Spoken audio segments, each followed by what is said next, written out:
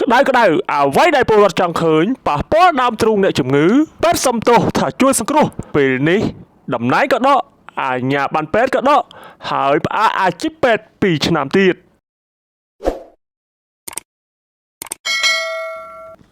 បងប្អូនជាទីមេត្រីពាក់ព័ន្ធនឹងករណីពេទ្យប៉ះពាល់ដើមទ្រូងអ្នកជំងឺល្បីពេញបណ្ដាញសង្គម Facebook នាពេលកន្លងទៅថ្មីនេះបានធ្វើឲ្យមហាជនផ្ទុះការវែកញែកព្រោងព្រាតនៅក្នុងបណ្ដាញសង្គម Facebook ហើយមហាជនខ្លះទៀតក៏បានសំណូមពរដល់អាជ្ញាធរពាក់ព័ន្ធសូមមានវិធានការឲ្យបានធ្ងន់ធ្ងរដល់គ្រូពេទ្យម្នាក់នេះផងដែរដែលបានធ្វើសកម្មភាពខុសពីវិជ្ជាជីវៈពេទ្យរបស់ខ្លួនធ្វើឲ្យប៉ះពាល់ដល់កិត្តិយសកេរ្តិ៍ឈ្មោះរបស់អ្នកជំងឺសូមបញ្ជាក់ផងដែរថាគ្រូពេទ្យដែលកំពុងល្បីក្នុងបណ្ដាញសង្គមរងការចោទប្រកាន់ថាធ្វើចលនាបេះដូងខុសបច្ចេកទេសបំពេញរាងកាយអ្នកជំងឺនោះគឺឈ្មោះឈុនផូលីដែលជាប្រធានមណ្ឌលសុខភាពសិទ្ធិបូស្ថិតនៅខាងភូមិកំពង់ព្រីងសង្កាត់សិទ្ធិបូក្រុងតាខ្មៅខេត្តកណ្ដាលគ្រូពេទ្យដែលមហាជនផ្ទុះការរិះគន់ថាបន្លំច្របាច់ដើមទ្រូងអ្នកជំងឺក្រមុំពេញដៃនោះត្រូវបានរដ្ឋបាលខេត្តកណ្ដាលបញ្ចប់ភារកិច្ចលោកឈុនផូលីពីតំណែងជាប្រធានមណ្ឌលសុខភាពសិទ្ធិបូមកជាមន្ត្រីកាលពីថ្ងៃទី4ខែសីហាឆ្នាំ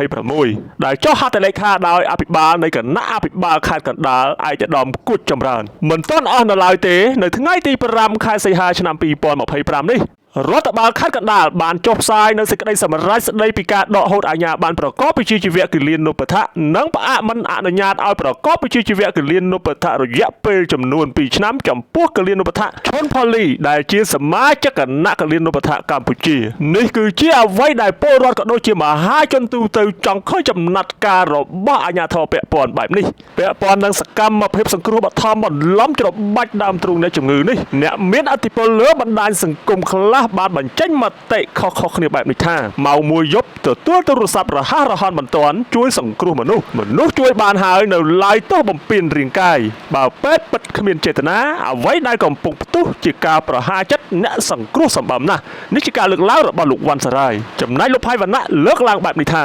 នៅសាលាពេទ្យរៀនពីរបៀបសង្គ្រោះបឋមពេលចេញមកអនុវត្តការងារជាក់ស្ដែងបែរជាធ្វើសកម្មភាពដាស់អារម្មណ៍បឋមទៅវិញចំណែកឯលោកគិរីសីតលថាវិញដែលជាអ្នកសារព័ត៌មានខាងខ្សឹបដំណឹងក៏បានបង្ហោះបែបនេះផងដែរថាលោកឈុនផូលីប្រធានមណ្ឌលសុខភាពសិទ្ធិបូជាអ្នកបៀតបៀននិងអ្នកកាងដឹងថាគ្រួសារជនរងគ្រោះក្រីក្រខ្វះចំណេះដឹងឆ្លៀតឱកាសលួងលោមចង់បិទរឿងការពារទង្វើថោកទាបទៅវិញរឿងនេះបើគ្មានយុត្តិធម៌សម្រាប់គ្រួសារជនរងគ្រោះទេខ្ញុំមិនលែងដៃឡើយត្រៀមទៅកាកមន្ត្រីនៅមុននេះបន្តិចរដ្ឋបាលខេត្តកណ្ដាលបានចេញសេចក្តីបំភ្លឺព័ត៌មានមួយដែលពាក់ព័ន្ធនឹងករណីខាងលើដែលបានបញ្ជាក់ថាមន្ត្រីសុខាភិបាលនៃរដ្ឋបាលខេត្តកណ្ដាលសូមជម្រាបជូនសាធារណជននិងបងប្អូនប្រជាពលរដ្ឋទាំងអស់ឲ្យបានជ្រាបថាក្រោយពីក្រុមការងារជំនាញរបស់មន្ត្រីសុខាភិបាលនៃរដ្ឋបាលខេត្តកណ្ដាលការិយាល័យសុខាភិបាលស្រុកប្រតិបត្តិតែខ្មៅនិង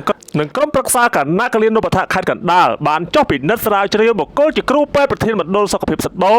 និងបានសាកសួរក្រុមគ្រួសារអ្នកជំងឺដល់លំនៅឋានជាលទ្ធផលបានរកឃើញថាគ្រូពេទ្យបានអនុវត្តវិធីជួយសង្គ្រោះបឋមដល់អ្នកជំងឺមិនត្រឹមត្រូវតាមលក្ខណៈបច្ចេកទេសបច្ចុប្បន្នស្ត្រីជាអ្នកជំងឺមានស្ថានភាពសុខភាពធូរស្បើយក្រោយពីបានទទួលការថែទាំព្យាបាលពីក្រុមគ្រូពេទ្យករណីនេះក្រុមប្រឹក្សាគណៈគិលានុបដ្ឋជាតិបានសម្រេចផ្អាកអាជ្ញាប័ណ្ណប្រកបវិជ្ជាជីវៈរយៈពេល2 ឆ្នាំចំពោះលោកឈុនផូលីដោយឡែកឯកឧត្តមអភិបាលនៃគណៈអភិបាលខេត្តកណ្ដាលបានចាត់វិធានការរដ្ឋបាលដោយចេញ